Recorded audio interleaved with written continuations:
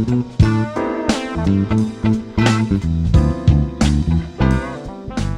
ever have an event that was a turning point in your life? For me, it was a dream. The fall of 2008 was a very dark time in my life. I've always been known to be a very positive, happy, drama-free, goofy, overall nerd. I embrace my nerdship. But even the happiest people can go through low times in their life, and this was my lowest. I was going through a divorce and I was hurting pretty bad, and my confidence level was way below zero. So I was looking for something to lift my spirits up again. And it was actually this dream that did it. I had a dream that was on my way to a sales appointment. During that time, I did direct sales part-time and I worked for a financial services company full-time.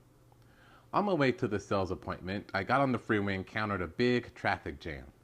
So I called my appointment and let them know that I'll be running a little bit behind. And I just sat in traffic and just began thinking about this direct sales gig, how I was struggling, thinking about my job and how I wasn't completely satisfied. And I began thinking about all the opportunities that are around me. And then it hit me. My job covers half the tuition of a graduate degree.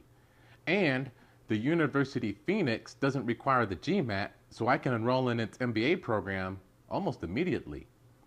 And then I thought about how much it will cost overall and how I would be able to cover the rest of the tuition. And then as soon as I started thinking about contacting the university the next day, in a blink of an eye, I was no longer in the main part of the freeway. Instead, I was on the shoulder lane on a bicycle. I guess stranger things have happened in dreams. The interesting thing is I wasn't pedaling the bicycle, I was just pushing it along, just walking it. But as I looked at traffic, I was passing by every car. Now, I could have been doing no more than 5-6 miles an hour, but of course when I looked ahead at the shoulder lane being wide open, and I see my exit sign in sight. So when I woke up that morning, I knew what I had to do. I contacted the university and enrolled in its MBA program the beginning of the following month, and by the summer of 2010, I graduated with my MBA. Just what I needed to lift my confidence up again. In fact, it did so well that I was encouraged to start a nonprofit, and I was struggling writing the strategic plan. But guess what one of the courses were in the MBA program? Strategic planning. So of course I was able to apply that knowledge and overcome that obstacle, and I launched my nonprofit in winter of 2009, and it's still growing strong today. And then during that time, I also met a wonderful woman who's been a part of my life, who stuck with me through everything that I've tried to do. Even when I thought she gave up on me, she was still there. And now we're engaged to be married.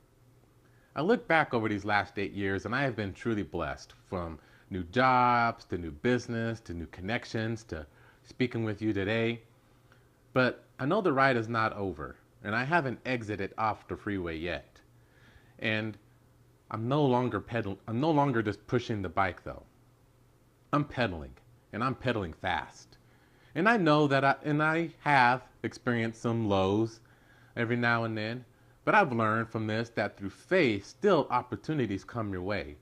Because difficulties don't come to defeat you, they come to promote you.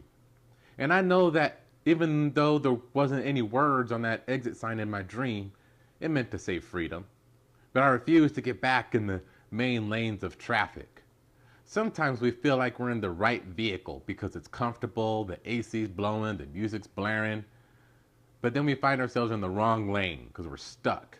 So we just sit and wait and complain. And then other times we feel like we're in the wrong vehicle because it's not comfortable. There is no AC. There's not even an engine, so it requires more effort to get the vehicle moving. It doesn't have a windshield to protect us from stuff flying at our face. And it's more difficult to maneuver through the debris on a bicycle than in a car. But if you're in that wide open lane towards that exit to freedom, your purpose is more important than the vehicle. Because if you wanted it bad enough, it wouldn't matter what vehicle you had. Sometimes we want to wait for the right vehicle to come our way, but sometimes that vehicle that everyone else uses doesn't fit in your lane. Matter of fact, it never does. It's always going to require more effort to get to that exit of freedom.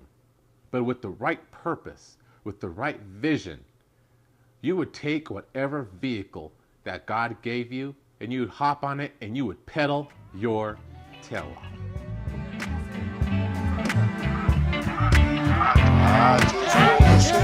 I just wanna